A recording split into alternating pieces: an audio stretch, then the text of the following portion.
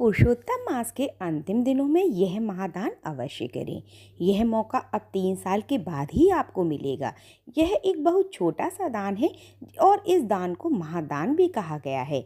जय श्री राधे कृष्णा आप सभी को। अब पुरुषोत्तम मास में समाप्त हो रहा है और 15 जून को यह मास समाप्त हो जाएगा और इस माह का यह अंतिम दिन है और 3 साल के बाद ही अब आपको मौका मिलेगा। अगर आप इस माह में कोई विशेष दान नहीं कर पाए हैं तो पद्म पुराण में एक अंतिम दान भी है जो पुरुषोत्तम मास के अंतिम दिन में करें तो उसे महादान कहा गया है। ऐसा कहा जाता है कि श्रद्धा से किया गया यह दान माता अन्नपूर्णा और माता लक्ष्मी की कृपा को प्राप्त करने का माध्यम है। अब हम देखते हैं कि इस दान में हमें कौन कौन सी चीज़ें करनी चाहिए और कौन सी गलती नहीं करनी चाहिए।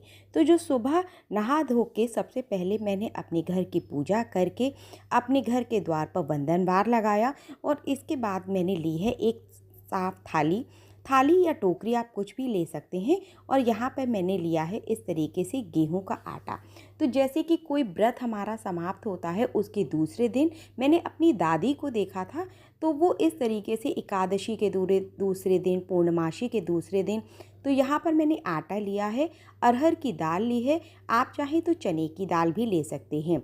और यहाँ पर मैंने लिए हैं अक्षत यानी कि साबुत चावल लिए हैं, थोड़ा सा मैंने नमक लिया है। ये सब चीज़ें वो हैं जो आपकी सामर्थ्य अनुसार हों। और इस तरीके से मैंने यहाँ पर ये लाल मिर्ची ली है। इसके बाद थोड़ी सी मैंने हल्दी भी ली है क्योंकि जो मैंने अपनी दादी को करते हुए देखा तो मुझे लगा कि मैं भी आपके साथ क्यों ना इस चीज़ को शेयर करूं। अगर आपकी सामर्थ्य है तो आप थोड़ा सा घी लेना चाहें तो घी भी अवश्य ले सकते हैं। शास्त्रों में वैसे भी अन्नदान को महादान में गिना गया है। ये दान आप पुरुषोत्तम मास के अंतिम दिन में, एकादशी के दूसरे दिन, पूर्णमासी के दूसरे दिन अवश्य करें। अन्नदान करने से घर में लक्ष्मी की बरकत बनी रहती है और दक्षिणा से जो हमारा होता है वो दान पुण्य पूरा माना जाता है। तो इस तरीके से मैंने घी भी लिया, हल्दी भी ली और कोई भी आप सब्जी ले सकते हो जो दान कर रहे हैं।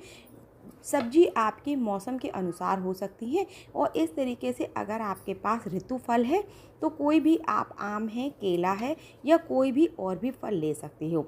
इसके बाद आप अपनी सामर्थ्य के अनुसार उस पर दक्षिणा रख दीजिए क्योंकि दक्षिणा रखने से कोई भी दान होता है वो पुण्य माना जाता है। इस तरीके से ये सभी दान की सामग्री आप जल के चारों ओर इस तरीके से हाथ जोड़ें और चारों तरफ फिराकर हाथ जोड़ें। पुरुषोत्तम भगवान के आगे भी इस दान को रखें और उनसे अपने परिवार की मंगल कामना के लिए प्रार्थना करें, अपनी गलतियों के लिए क्षमा करें। और इस तरीके से आप पुरुषोत्तम मास के अंतिम दिन में ये अन्नदान जिसको महादान कहा गया है, आप किसी भी ज़रूरतमंद को, किसी भी पंडित जी को आप इस दान को कर सकती हैं। और प्रभु नारायण का ध्यान करते हुए आप उनसे अपनी गलतियों के लिए इस माह में जो भी हुई क्षमा याचना करें।